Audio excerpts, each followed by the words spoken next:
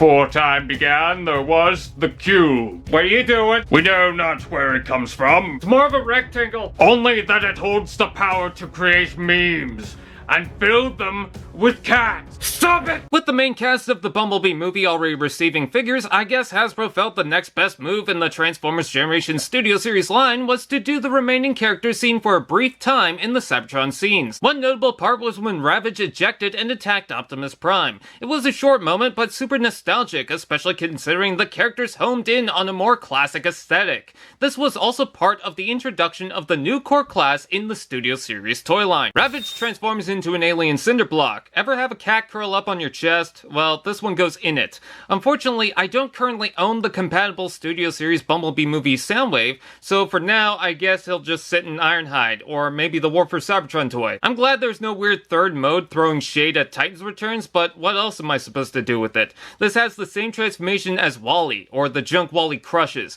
It's obvious this is for practical use and not for a disguise. You know, like Soundwave's streetlight. Kinda hard to comment on the details when the limbs just fold up, but it's actually pretty close to the movie. The rockets can be stored on the back, and the missile rack can be stored under the belly inside, while still managing to keep it in Soundwave's chest. The only thing that won't fit is the extended laser piece. It just plugs in to keep everything together. I do want to keep in mind the position of the limbs. It seems you're not supposed to move the lower back leg joint all the way back, because then it'll push the front feet down too far.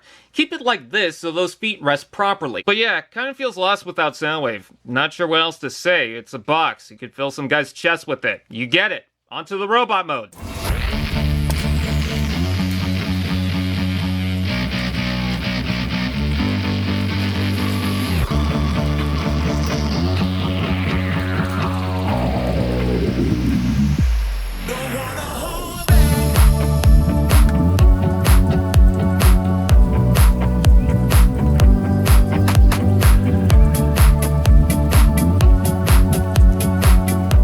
Now this is more like it. More fun by itself than the block. Ravage certainly comes off the heels of that Bumblebee movie design, and I'm happy for it. It's so mechanical, like a genuine robot that was handcrafted, like the Hounds in Kingsman: The Golden Circle. It's pretty easy to tell this is Ravage, especially given the context of the film, right, Blitzwing? But they did seem to add a splash of colors, which I'm oddly okay with.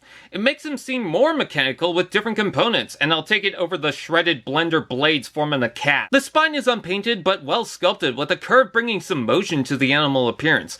I'm not sure about the front feet. With the hinge that high up, some poses are awkward. He also feels as light as a Hot Wheels car, just 10 times the price somehow. Are we certain it's a cat? With the extended snout, it's looking more like a dog or a Wolverine. Maybe it hasn't adapted the cat form yet. Still, dig the details, with the painted eyes, red, metallic blue, and silver just at the edge of the back. The shards under the chin is like a crazy beard. Did someone say articulation? Head up and down, jaw, ball joint shoulders, hinge elbow, hinge front feet, ball joint hips, hinge knee, another hinge, back feet, and tail moves. Posability is fine, mostly everything moves forward and back, with the ball joints in the shoulders only opening for slight side motion. It is pretty finicky, with some joints being too loose, too tight, and too small. I thought I was gonna break this mid joint moving it, it's so tight. Let's take a look at the accessories. There's a surprising amount. Guess he needed it considering how small he is even for a core class. He includes a missile rack originally stored in the torso but can now be added on top. Seems more like parts forming, but this class needed more weapons anyways. There's also the classic iconic missiles. He can't hold it because he's a kitty cat, silly.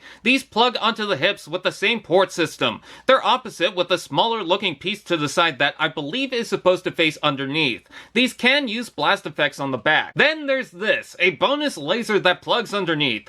This looks dumb, especially since Cheetor got cheated out of a gut gun. But for those G1 nerds, you might have noticed this is actually the front of Soundwave's gun that can be attached to his launcher. That's right, Ravage had enough of the same cat food every day and ran off with it. I love the idea that Hasbro decided to add more Bumblebee movie characters to the line since it's still part of the live-action movies while feeling grounded.